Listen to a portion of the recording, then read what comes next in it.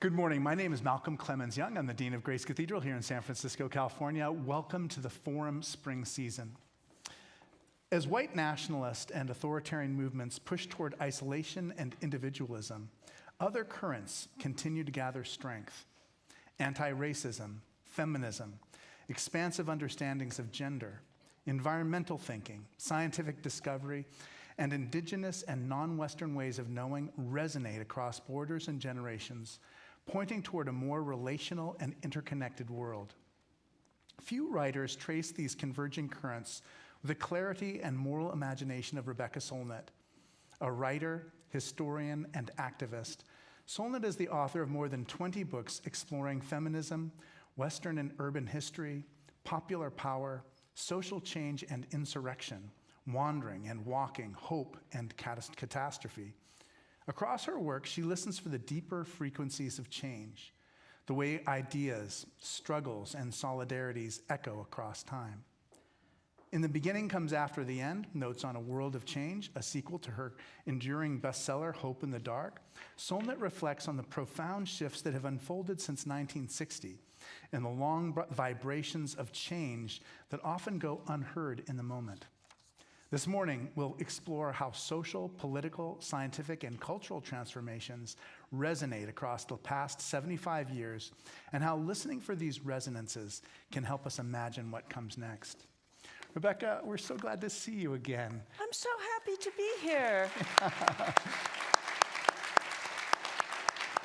I looked at the notes for the last conversation we had, and all the questions we talked about, the things we explored. It was such a blessing that you were here, and I'm so grateful that you're back again. It's wonderful to be here. I have a personal relationship to this place because the first place I lived in San Francisco was an SRO hotel at California and Larkin for, I think it was $85, maybe it was $135 a month in 1980, and so I've been hanging out here since then, and I had been a teenage medievalist, and then I just love what Grace in particular has been doing for a long time, and what I'm seeing in the Christian world altogether, which is a real rising of voices for love thy neighbor, for the real gospel, for standing against the cruelty to immigrants and refugees and trans people and the environment. I feel like something is really shifting in not what progressive Christianity is, but how visible it is, and then also cool Pope. Yeah, it's true. We've got a really cool Pope. And, Marianne Buddy, the bishop from Washington, D.C., was here exactly a year ago for Palm Sunday and preached here and did a forum here. And you're right. I think, maybe we've become more adept at just like dealing with communications, handling communications. Do you know what I mean? So people like her, we hear about them in a way that we might not have if it was, 1975 and there are 3 national news networks. So it does kind of open up these possibilities, the different ways of hearing from people.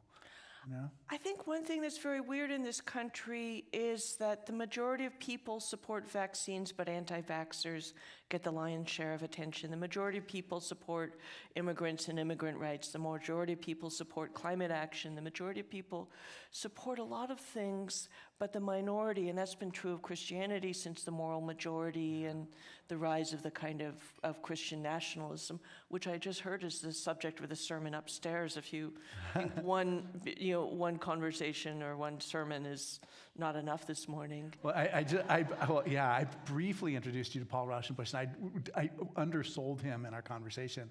I think he's the only person I can think of whose his great-grandfather is pictured in the stained glass windows. So Walter Rauschenbusch was the theologian of the social gospel movement, and his great-grandson is following right in his footsteps as a progressive Christian leader today. So it's last time we had you preach here, and that was that. So we had you talk in the forum, and then you had a little sermon upstairs. I'll be nicer if I come back. That sounds good. But Paul's going to be is our person for today. But I think people will enjoy him too. And I love preaching. I can't get enough of it, which makes me a little bit unique compared to other people. You know, I'm an essayist, and there's this sort of secular history of the essay that begins with Michel de Montaigne in France in the 17th century that I think is actually a false history, because sermons were essays and essays are sermons of a sort. You take something and you understand it really deep. You kind of unpack it, you explore it, you try and take your readers deeper into it.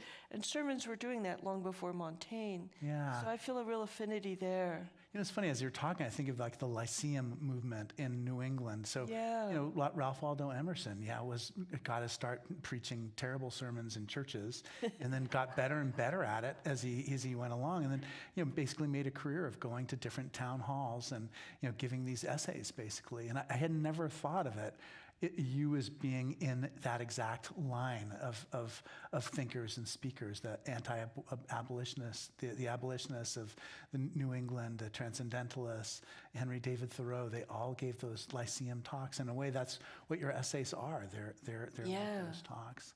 There was a very funny essay somebody wrote on their Substack about me after the New York Times piece about me came out, and she said, Rebecca Solnit is a theologian, and I don't know, but she doesn't know it. And I made her change it because I give Dharma talks at my kind of at Upaya Zen Center. I just don't see a divide. Everything that comes out of your mouth comes out of a value system, a belief system, a cosmology. And whatever you believe and don't believe, the idea that, you know, theology is over here, and it's like the idea of being political. Everything is political. People understand being vegan is political, but so is eating a McDonald's hamburger. Yeah.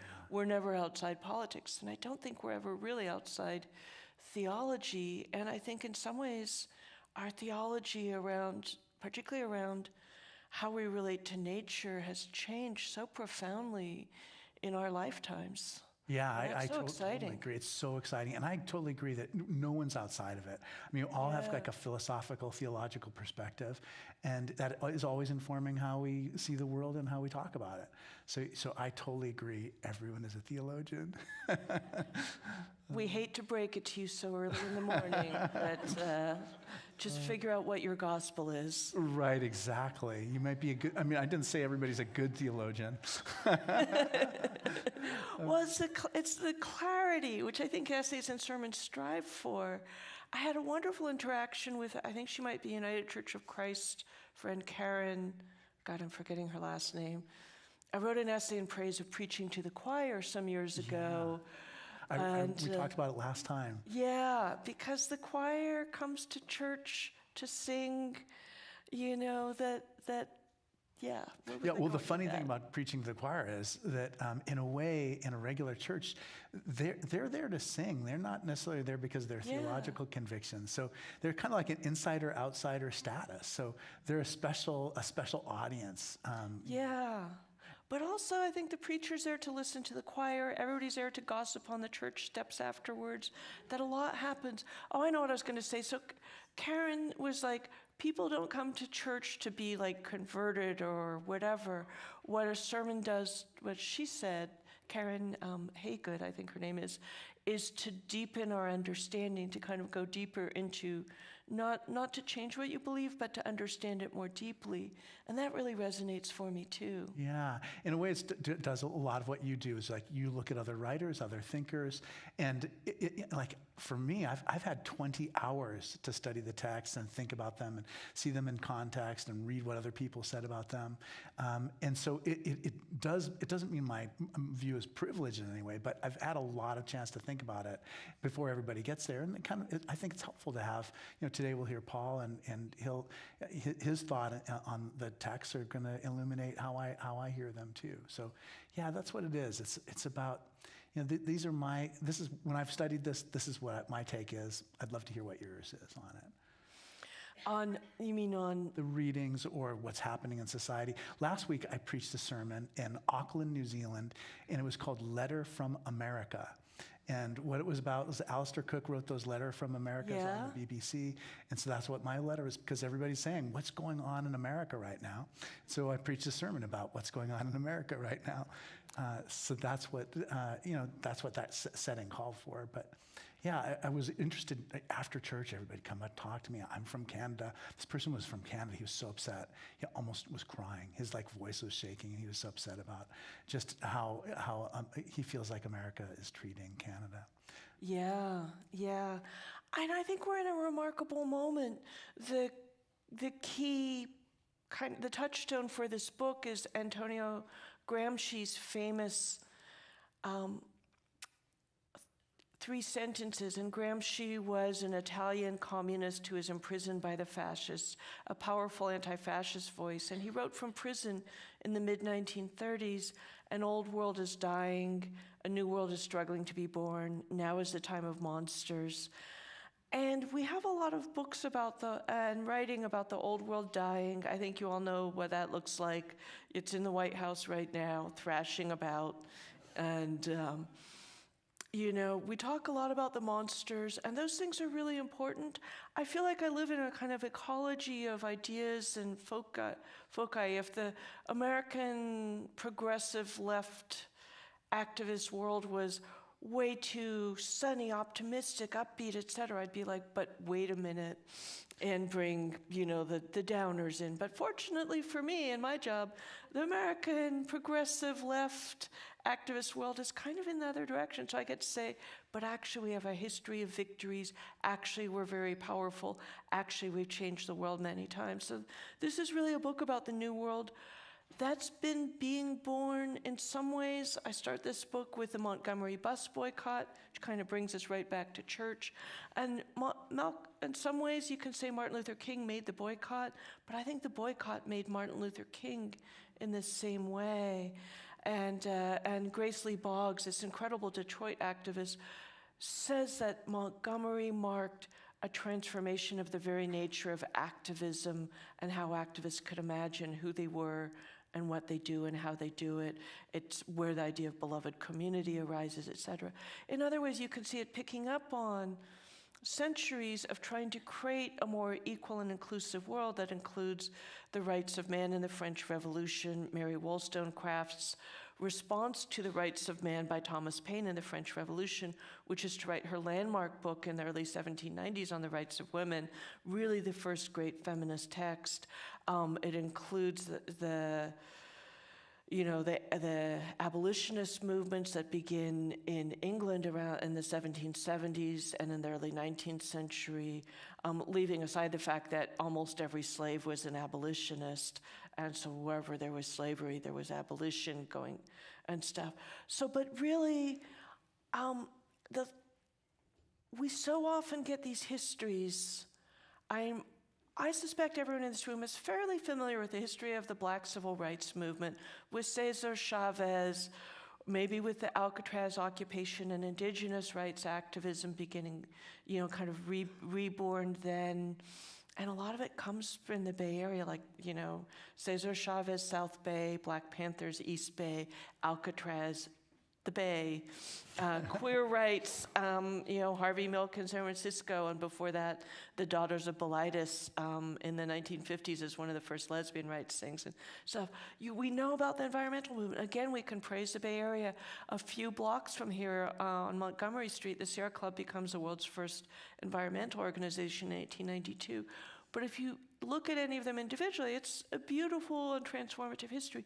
But if you look at all of them together, you start to see everything has changed. How we think about authority. We're all anti-authoritarians now, and that the authority of parents over children, husbands over wives, bosses over employees, doctors over patients, etc., is not accepted the way it was in the world I was born in, and I'm old enough to have been born into a world before the second wave women's movement, before when Jim Crow and anti-miscegenation laws were still the law of the land, when Native people were basically told they no longer existed and should just assimilate and abandon their cultures, which were constantly denigrated and demonized.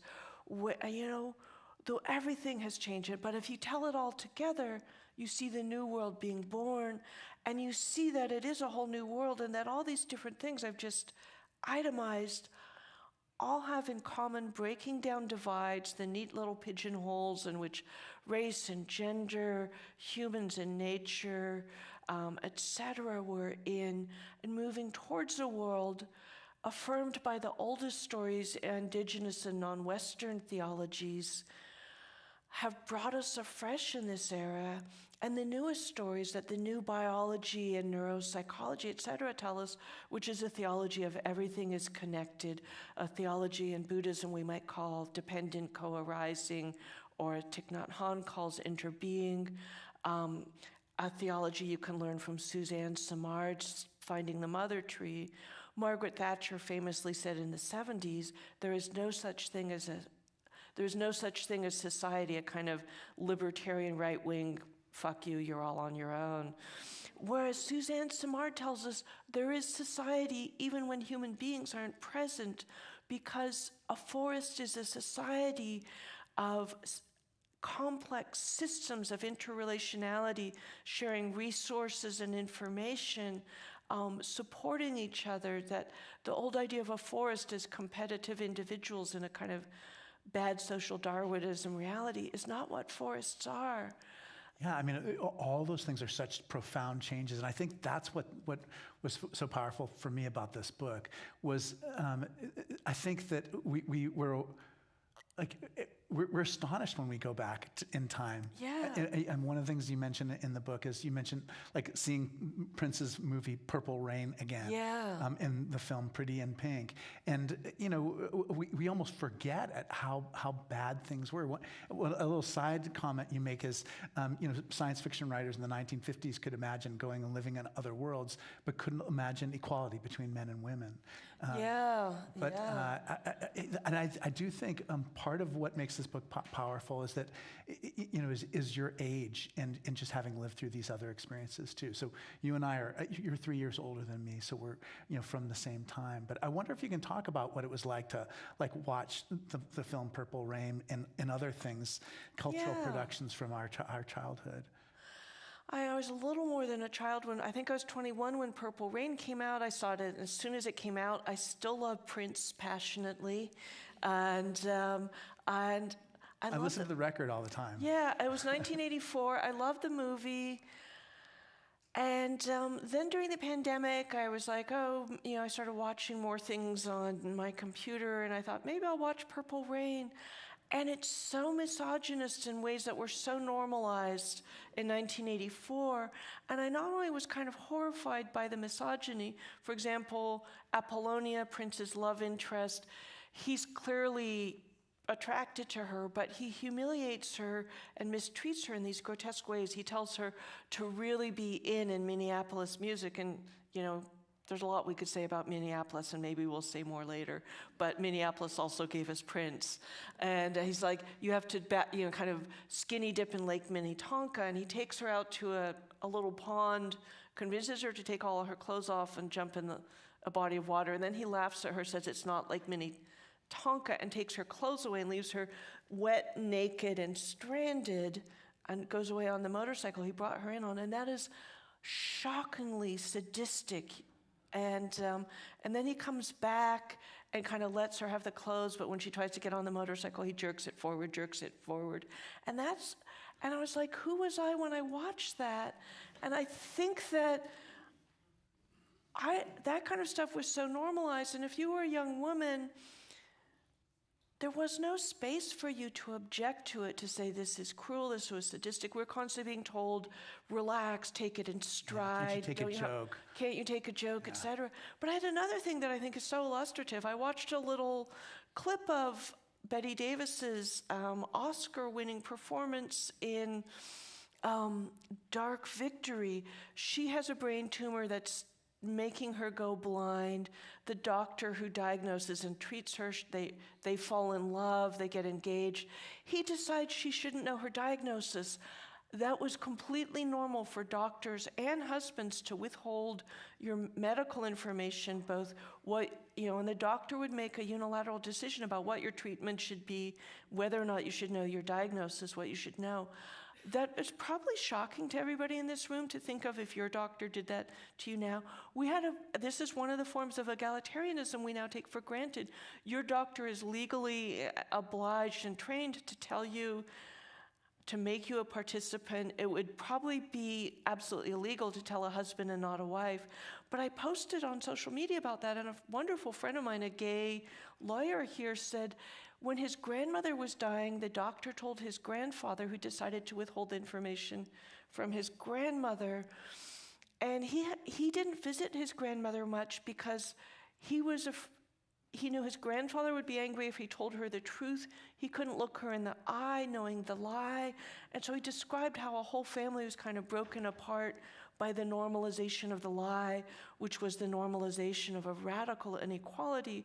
There are still problems with who gets believed when they say they're in pain, when they say, something's going on, whether it's a woman saying somebody's trying to kill her, or, Serena Williams, because Black women often get bad medical care, not being heard when she was having a pulmonary embolism after giving birth, but she's Serena Williams and was able to raise a ruckus and get the treatment she needed.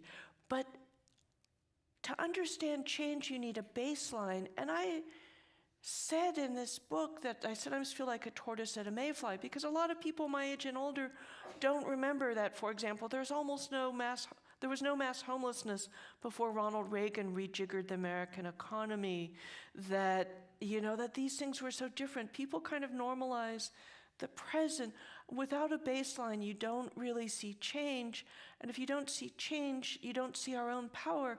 Every good thing we have, whether it's in the forest that didn't cut down, the river that got undammed, the species that didn't go extinct, the women who had rights, the people of color who have positions of power, the queer people who have, a kind of rights and inclusion. Can have families. And what? Can have families. Yeah, they can get married and have all the benefits that come with that. If you don't remember that each one of those things was a victory, you don't see change itself. And if you don't see that, you don't see that we have the power to make change. We live in a world made by these victories. And here, I'm still learning how to talk about this book, but a baseline I want to give you all, and a touchstone for it, is we live in a world in some ways dominated by the backlash against everything we've achieved, particularly over these 70 years since the Montgomery bus boycott, which turned 70 on December 1st, 2025. It was World AIDS Day, and I found out that day that actually Rosa Parks sewed squares for the AIDS quilt, and it connected everything in such a beautiful way. I'm going to try and find what squares she made. But we live in backlash, and it's important we have to look at it, but first recognizing that it's backlash is in sense of validation that we have changed things a lot. If you listen really carefully to the right, they're telling us 5 things we should listen to. The last 2 will be familiar to everyone. The first 3, I'm not sure everyone hears. They're telling us, you all progressives, activists, human rights people, climate people, environmental people, immigrant rights people, indigenous rights people, you all are very powerful. That's number 1. Number 2, you've changed the world profoundly. Number 3, all those different things you do are all connected, which we often forget. And that's one of the things I try and describe in this ridiculously ambitious book. Those are the things I'm not sure people hear when they hear number 4, which we all hear. We hate it. Number 5, we want to change it back, because everything they're trying to do, deregulate all the environmental protections, undo all the climate action, return women to subordinate status in society in general, in the law, in marriage, and the home, recreate the inequality for queer people, people of color, immigrants, non-Christians, etc., it's all backlash. It's all backlash because they have a mindset of scarcity in which a world in which, and we truly live in abundance, there is enough for everybody, but they live in a mindset of scarcity where there isn't enough for the minority of white Protestant heterosexual men who dominated this country from its founding. And in fact, I think that even if you are that, and I know I'm up on stage with one, that white Christian Protestant. I am Exhibit A. Yeah, but he has a mindset of abundance, that the world is more beautiful, peaceful, abundant, joyful in that world of generosity. So that's the battle. And I think in the long run we're winning, but I think that doesn't mean that a lot of ugly and terrible stuff isn't happening. And I think going from the verb tense of are winning to the verb tense of have won is a very long journey that requires all of us to show up and do our utmost. I love inverting familiar words, so I came up with evitable, the opposite of inevitable. I love in that. this That's book. great. So, yeah. And that's what this book is. It gives us a bigger picture of those things. Yeah. I wonder if you can speak especially about, like, why is anti-climate just like such, I mean, it just seems so gratuitously unkind and destructive to, do away with environmental protection laws, et cetera. Like, why would normal people ever want that? Like, so why would you support the kind of monster that's going to, take apart the natural world? Like, what is in people's thoughts when they see this, and why how can so many people support a president who would dismantle environmental legislation?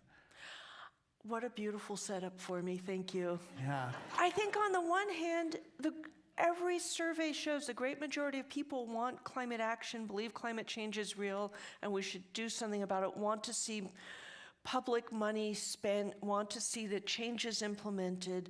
So it's really a minority who are climate deniers and or want to see the fossil fuel industry gallop forward unhindered in its destructiveness. Unfortunately, the fossil fuel industry is very powerful and our government is inseparable from it. One of the beautiful things being pointed out right now, maybe bittersweet, is we would not be having the energy crisis because of this horrific war on Iraq if we were in a fully renewable world. Nobody can, wind and sun will never be stranded. And the universe, and the climate movement is a peace movement. First of all, peace between human beings and nature, because climate change, climate chaos is a war against nature. And I've been saying that love thy neighbor should include love thy nature, because we're never separate from nature, which is us and is inside us. And that's another change in how we think.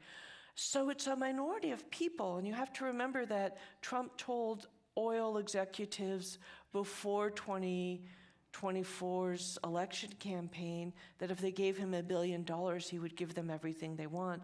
I think for the minority who are opposed to climate action,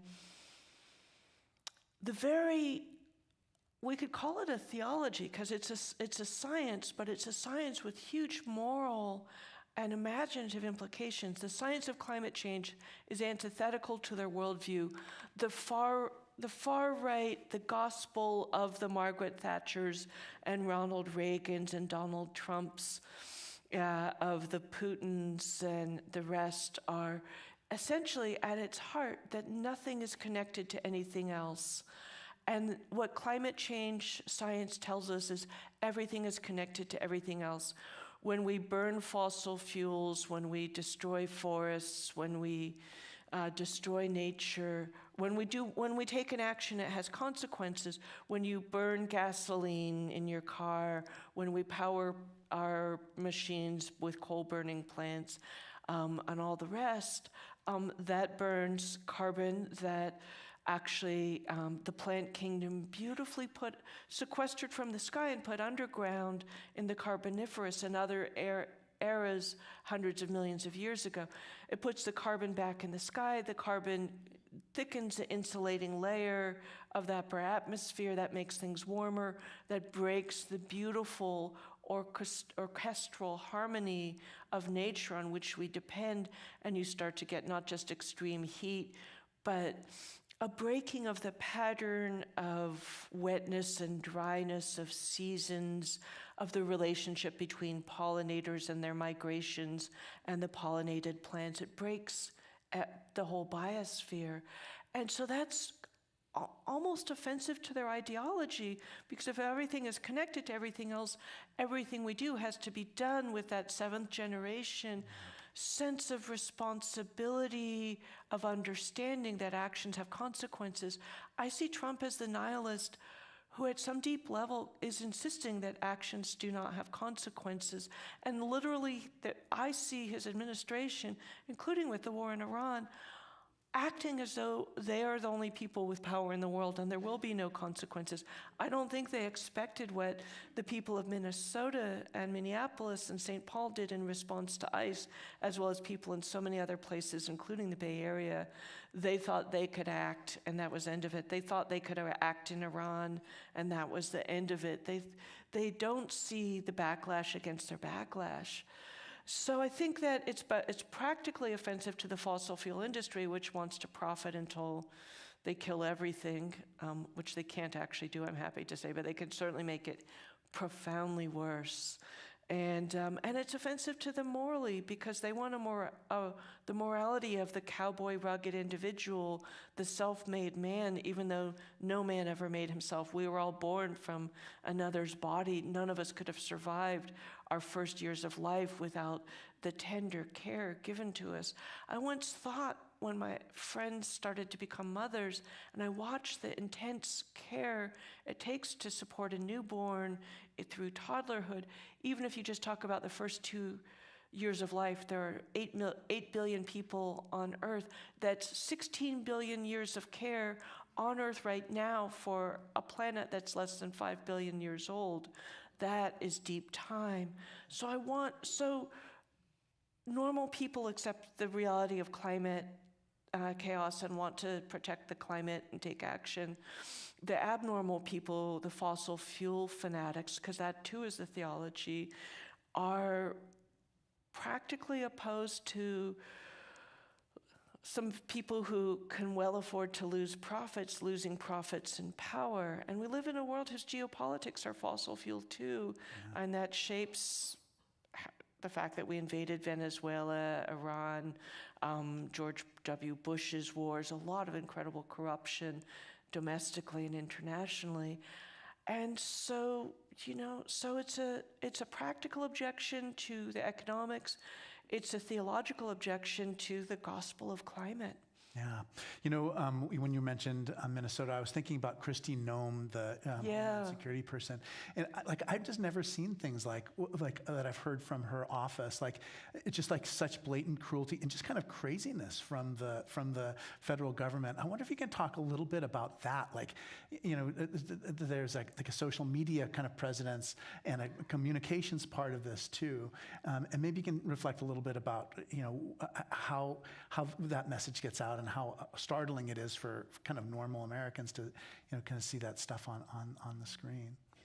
I've been singing the praises of the Bay Area, and there's a lot to be proud of here in the land of the Sierra Club and Harvey Milk and the Alcatraz occupation, which got the Indigenous rights movement really kind of nationally charged up and going and stuff. But we're also Silicon Valley, and I think Silicon Valley has created platforms in which a minority can circulate its own gospel of hate, of cruelty, of intolerance, a huge amount of misogyny, homophobia, transphobia, white supremacy, etc., has really been spread by the internet.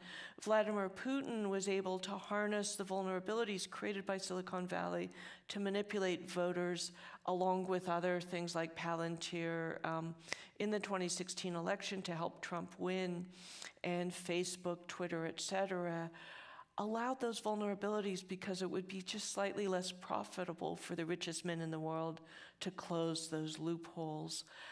And so it's this deeply artificial world of scarcity, of hate, of normalizing cruelty and sadism. And I think what Trump has really offered the people, the MAGA people who are now leaving him because of this war, because of the Epstein files and other breaking points for them. But I think what he offered them was a kind of disinhibition. People saw, oh, you can't say racist things anymore. And of course you can say racist things, but now somebody who now has a voice in the world is going to say those are racist. And actually Samuel Alito whined, oh, you can't say racist, you can't say things anymore, or people will say you're racist. And it's like, Samuel Alito, you're a fucking Supreme Court justice. You can say whatever you want. And other people, a cat may look at a king, can say they're racist because they are. And so that's been portrayed, including by this AstroTurf stuff, as a kind of inhibition. Oh, I can't sexually assault women at work. I am so oppressed. Because there's a form of oppression. What oppressors see as the loss of oppression is the loss of the freedom to oppress is a loss of freedom. And it's interesting because you can also talk about the oppression of the oppressor. They lose a form of their own dehumanization. Bell Hooks wrote this beautiful sentence once that the first violence patriarchy does is not against women, it's against boys and men who have to kill off something tender and empathic in themselves. So I think Trump has offered people a kind of little death of their own innate human capacity for empathy, because that's something we've learned about the world that's deeply interconnected, that empathy, solidarity, even mirroring is so entrenched in how our brains are wired, how our minds work. And it takes a lot to disinhibit people, whether you're teaching a soldier to kill, a racist to not identify, a man to see abusing women as a triumph of his manhood. But it can be, and it has been done, and it's a lot of what this administration offers to people, I think. And inhibition is not something I think is a wonderful way to frame what we're offering, but I think empathy is, and empathy again is the sense of, I am connected to you. I am not separate from your suffering. I quote Judith Butler, another reason to be proud of the Bay Area. Berkeley. She was on the forum too. She's amazing. Yeah. Treasure. Yeah, and she said the best argument against violence is that when I harm you, I harm myself because we are not separate. And I think that is maybe the most fundamental love thy neighbor, love thy nature gospel of what I'm going to call our side. And their gospel is only certain people are your neighbor. J.D. Vance has argued that explicitly and been told by the two popes that he's wrong. In 100 years, I think J.D. Vance will most be remembered for being told off by two different popes in one season. And I do not understand how he rationalizes that with his notion he's a good Catholic. But so that's at the very heart of, that's part of how all these things are connected, is the love thy neighbor versus only love thy neighbor who agrees with you, has the same color, lives in the faith, boundary, who's got a citizenship, and so on. Yeah, and James Tallarico, the evangelist Christian who just won the nomination in Texas, and Jasmine Crockett is great. I had no horse in that race since I don't vote in Texas. But there are all these young white Christian men who are now running for office and kind of taking it back. And he said this beautiful thing, love thy neighbor is not about, it's for thy neighbor, whether they're Christian, Buddhist, Jewish, Muslim, whatever. And so there is this new way.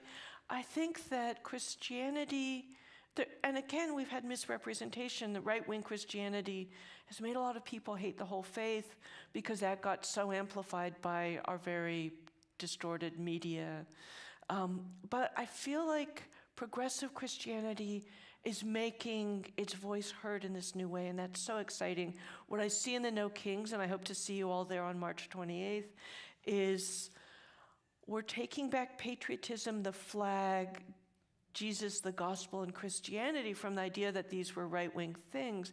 And I think that's a beautiful redefinition, a radical redefinition, not done by a few intellectuals, but just how people are showing up with the symbols, the meanings, the commitments, the ideas broadly, because ideas get changed collectively as well as by one theologian or philosopher. So I find this time heartbreaking and terrifying, but I also find it profoundly exciting. Yeah, I love what you said just about just how our experience of media is distorted through these new tools. Yeah. I wonder if you can talk about this. I mean, you probably thought about this so much more than I have, but I go around in public now, I just see so fewer people reading actual physical books. Like, so during the summertime, in the old days, you'd see people in the park and they'd all be reading books. I was just in New Zealand, as I mentioned earlier, and I saw more people reading books, like physical books. And maybe everybody there is like, reading Critique of Pure Reason on their cell phones, and I just don't realize it. But could you talk a little bit about just like what's happening with bookmaking and publishing, and just how it affects the content of books, when we're in this new environment? It is interesting. I read as much as I ever did, but I read a lot on the internet, including following, you're constantly told you're an idiot if you get a lot of your news from social media, but on Blue Sky I follow the smartest climate scientists, organizers, journalists, progressive politicians, et cetera, that I know.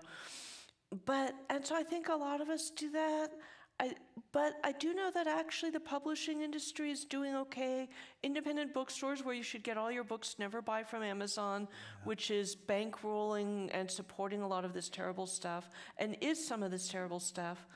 And I think books are okay. And people are also listening sometimes to audiobooks a lot more. I think we're moving to a world where, for a lot of people, particularly younger people, they're back in oral culture in some ways. I still need to read anything complex, not listen to it. But, and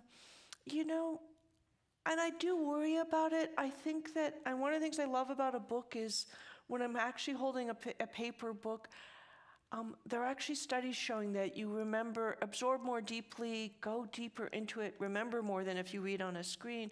And there's no way for me to read on a screen without extraneous pop-ups. And every time you're reading on a screen, the opportunity to buy socks or see what your friends say or, check those plane flights or whatever, I feel like, because I started using computers in the early 80s, when there's nothing on your computer but you, it felt like a nice little monastic cell. And then a door opened up that was emailed to the conversation, and that was kind of cool. And ultimately, there's a door to an orgy. There's a door to, a crisis. There's a door to a shopping mall. There's a door to a screaming match. And the fact that our monastic cells in which we're supposed to think deeply are now entirely made out of doors into distraction, busyness, and often hideousness has challenged everybody's attention span, and our attention spans, I think, are not necessarily what they were. The Booksmith on Haight Street actually once a month has people just come in and read, and I kind of dream of a study hall, not the book clubs where you drink white wine and gossip and maybe talk about the book you all supposedly read. But I think we all kind of need study hall, which is a place in which people reinforce each other's concentration. And maybe this church should start a reading room study hall, and it could maybe focus on text related to what you all do here. But I think people Library. Need that encouragement. Yeah, because there's a beautiful, what's that reading room in Doe Library called? And I loved it. And are you a Cal person? Yeah, exactly. Go Bears. Go Bears. As a woman who chose the bear. Yeah, right, completely. I have now muddled my metaphors, which I love to do. Yeah.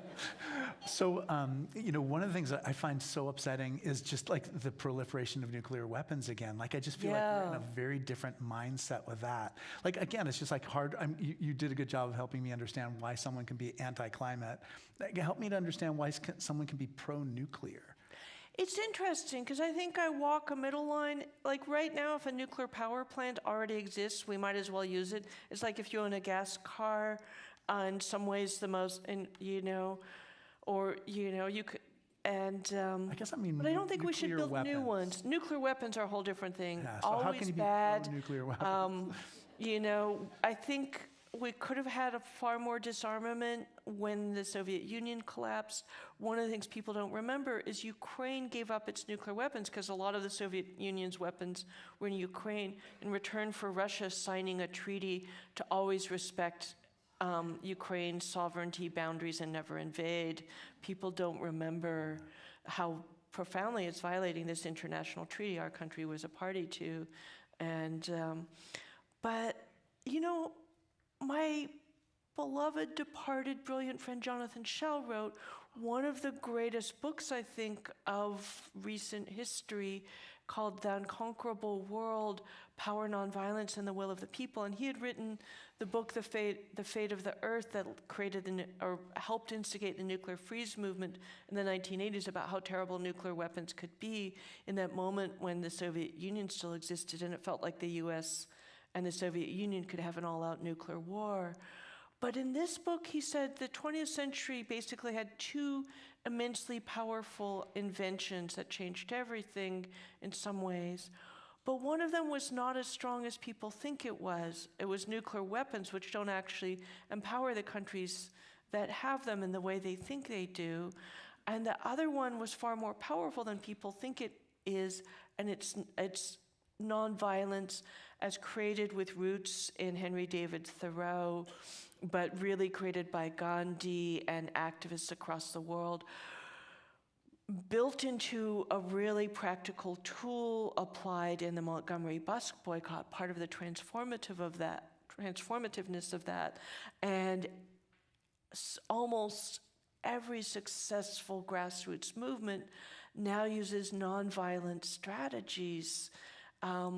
You know, and it's one of the best things the US ever exported. One of the things that set off the Arab Spring was translation of the comic book about Martin Luther King and nonviolence into Arabic and distributed there.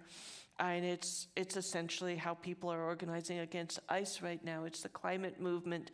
It's every human rights movement we've had since. And so I think,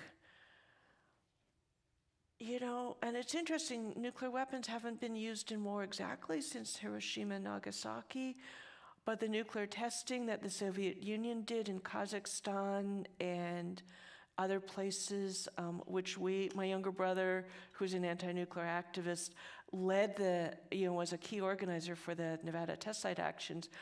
We ultimately the Nevada test site, where we set off more than 1,000 nuclear weapons from 1951 to 1991, was shut down. But we inspired the Soviets to shut down their test site first, or nonviolent organizing in Kazakhstan to do that.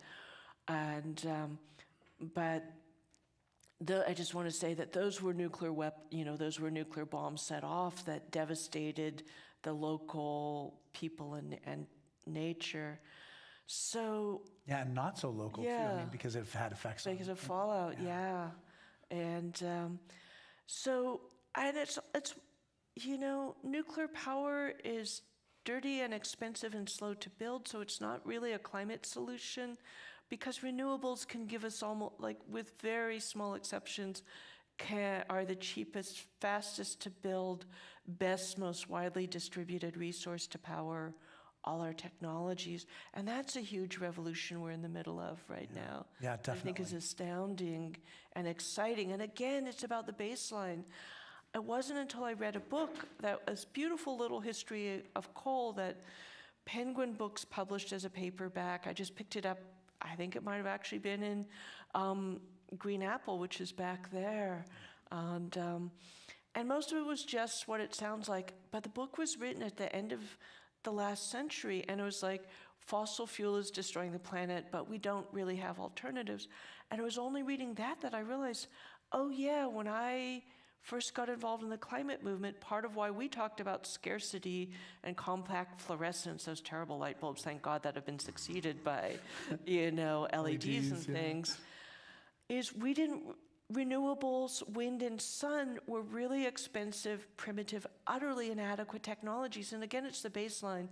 Mostly we get told, climate has become more, or whatever, renewals have become cheaper and more effective over the last year or the last 18 months or something. There's lots of graphs, and the curves are still way uphill for the spread of these technologies. My friend Bill McKibben likes to point out that we're now creating the equivalent of a coal-fired power plant every 18 hours in the world with how much renewable energy we're installing. So the implementation goes up, the cost goes down, but it's really when you look at the last 25 years, say, that you see we went from almost nothing to, like, in Europe, they're now getting more power just from sun and wind, never mind hydro or geothermal, than they are from fossil fuel. The UK closed its last fossil fuel burning power plant, its last coal plant, in September of 2025.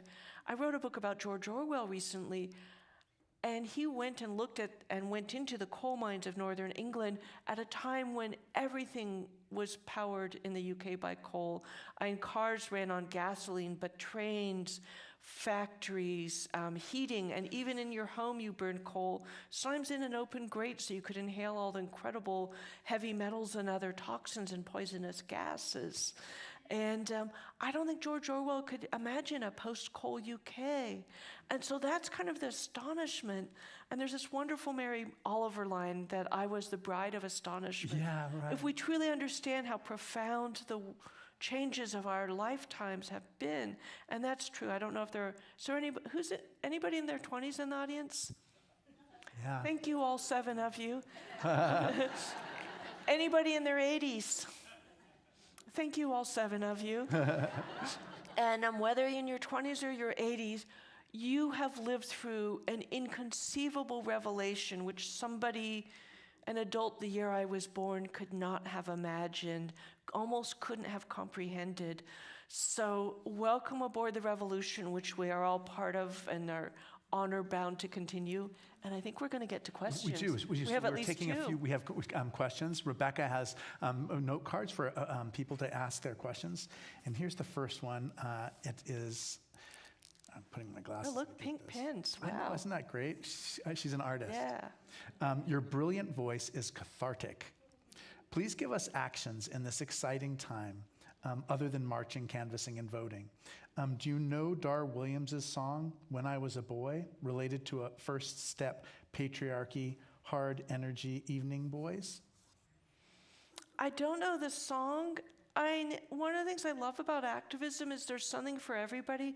I'm on the board of Third Act, which it looks like a lot of you are eligible to join. My friend Akaya, who's also on the board, is here. Maybe she'd be willing to talk to you. And Third Act is a climate group for people over 60, and which recognizes that elders have the superpower of memory and having lived through profound change, and often we're retired, or the kids have left home, or where careers or finances are relatively stable. Not everybody, but so we have those resources. There are things you can do, if you're housebound, there's things you can do from home, calling and writing to politicians and the newspaper and things like that. If you have money, I think we don't treat donating as the really important form of literally putting your money where your mouth or your heart is. No Kings is coming up. There's indivisible chapters all over the Bay Area and the country. Whatever issue you're most committed to, whether it's trans rights or feminism, climate or Indigenous rights, or protection of the forest next door, or the species that sings to you from the tree, there is a movement for it. When somebody told me, just as the war in Iraq was breaking out, just before I wrote my first piece about hope that became Hope in the Dark, that at that time there were 7,000 organizations in the United States devoted to protecting rivers.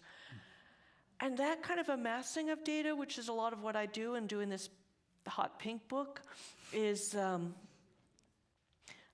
really trying to just amass the data so you can see. Because, people often know about, there's a local river organization, but to know there's 7,000 is to see how many people care, how many people show up, how much work is being done. We often think we live in capitalism, but we also live in profound anti-capitalism.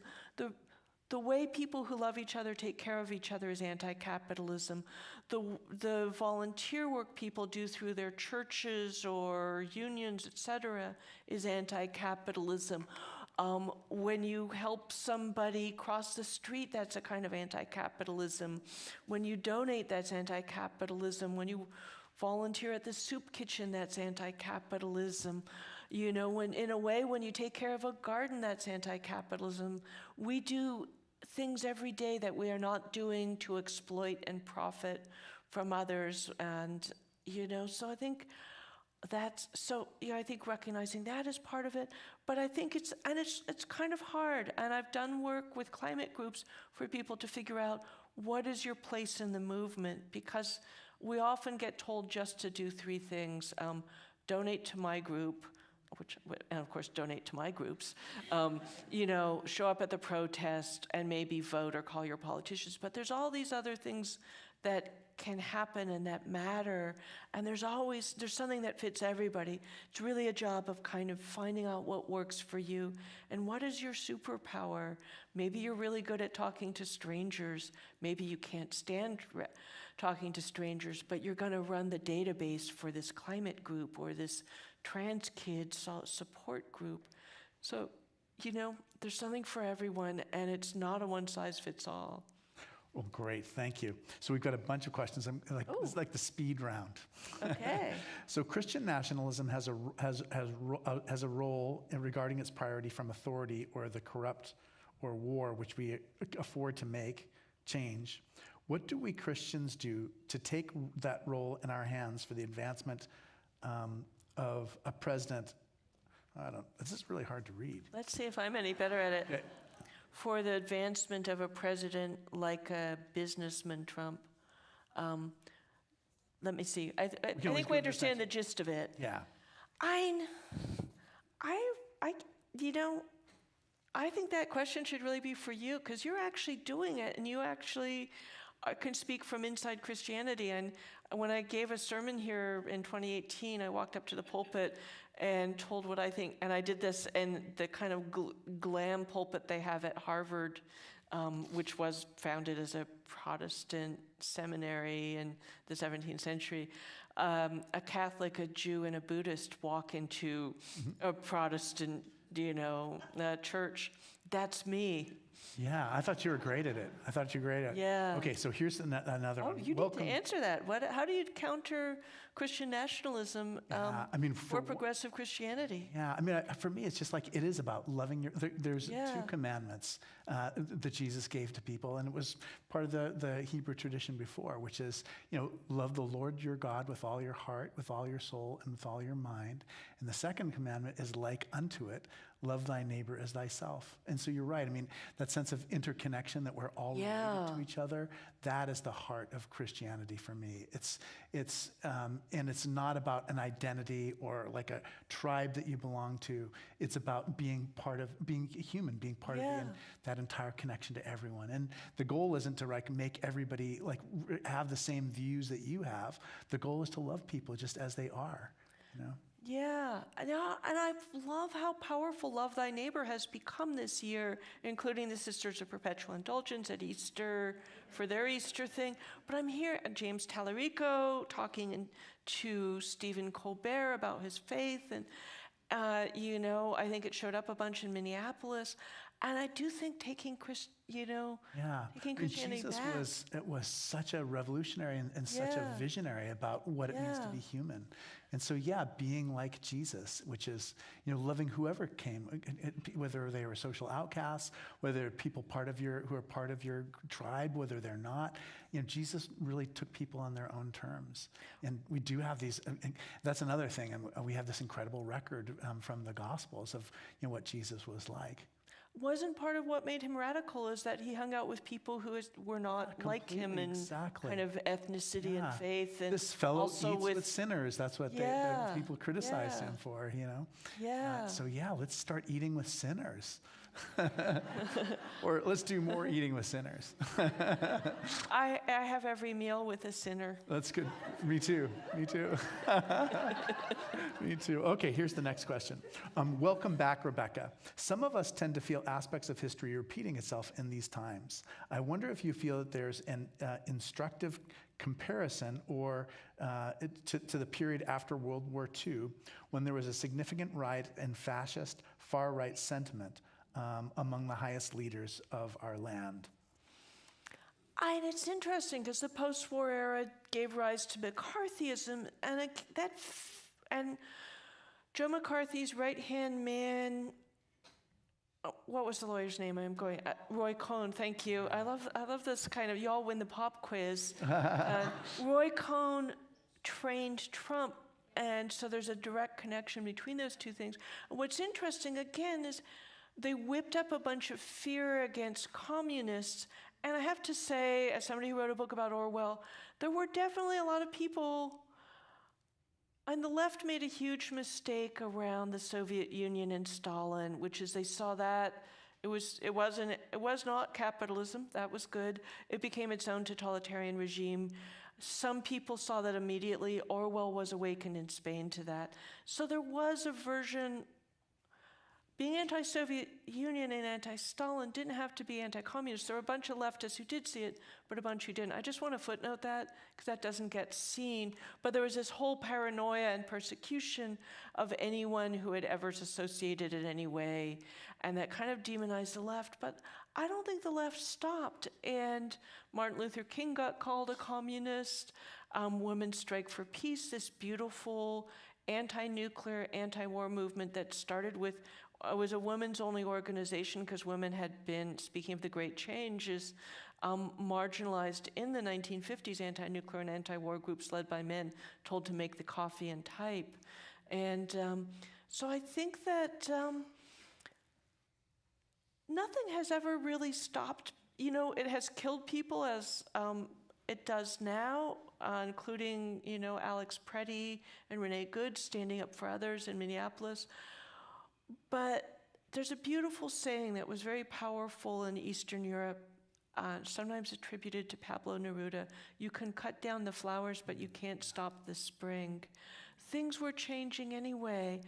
And, you could shoot Martin Luther King, but you couldn't shoot the belief that Black people deserved full equality, dignity, inclusion in every institution in this society. And we're not there, but we're sure not in 1955 anymore either. And so, the post-war thing is also where a lot of, 1955, also these queer rights organizations begin. And I think Rachel Carson starts to gather information about pesticides.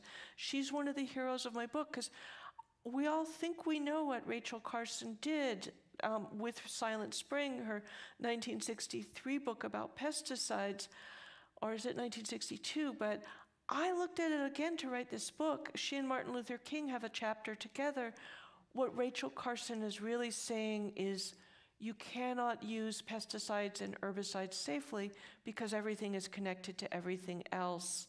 The herbicides, the pesticides will kill the things you want to kill, but the problem is they will keep killing because, the plants you spray are the rain will wash it into the stream and it will kill the fish. It will, stay on the food and we'll eat it and get cancer, etc.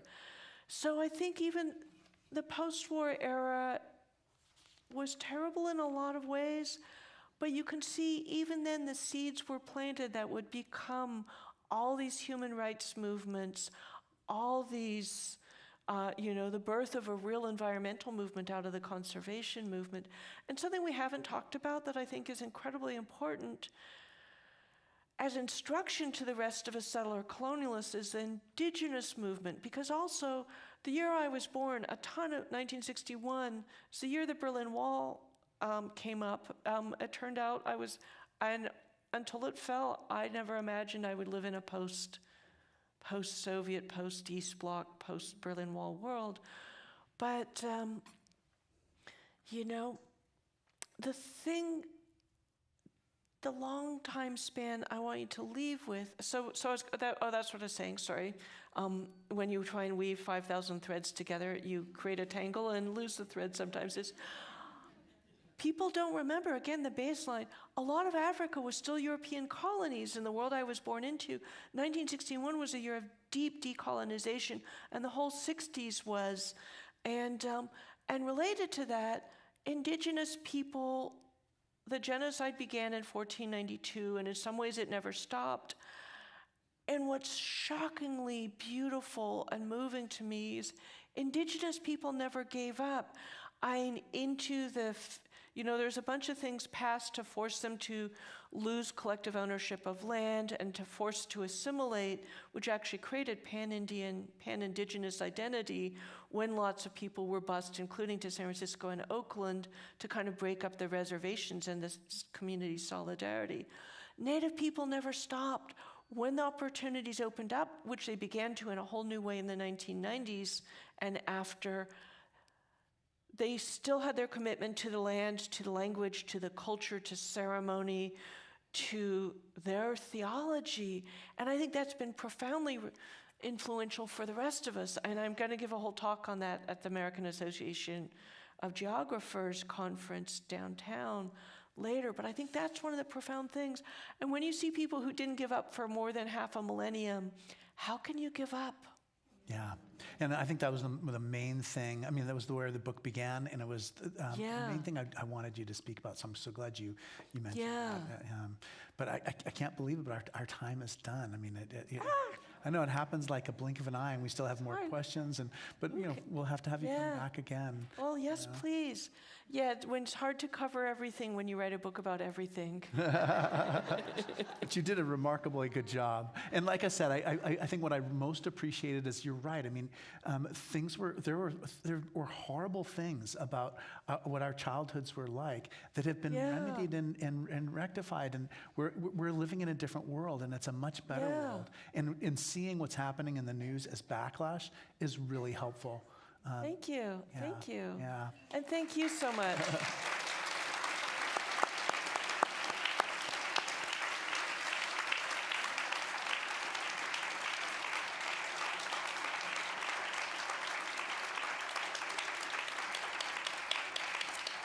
Please join us next week when our guest is Stanford historian Dr. Anna Raquel Minion. Do you know her?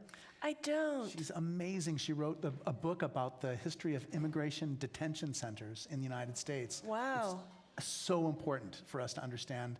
She tells 4 stories of different immigrants who come here, and it's an amazing book. The book is called In the Shadow of Liberty, The Invisible History of Immigrant Detention. I recommend you coming up at 11 o'clock to hear Paul Rauschenbusch talk. You can buy Rebecca's books, and I think she may even sign a few of them. I'll sign a few. Yeah. And thank you, everybody, for your attention. And I suspect all of you as teachers, friends, parents, donors, people in the streets, medical caregivers, et cetera, that you're all doing the work too. And, all the pieces, every part of a system matters. And I see you all being part of that system of change. Yeah. So thank you. I'm going to go back and hang out with the books. Thank you.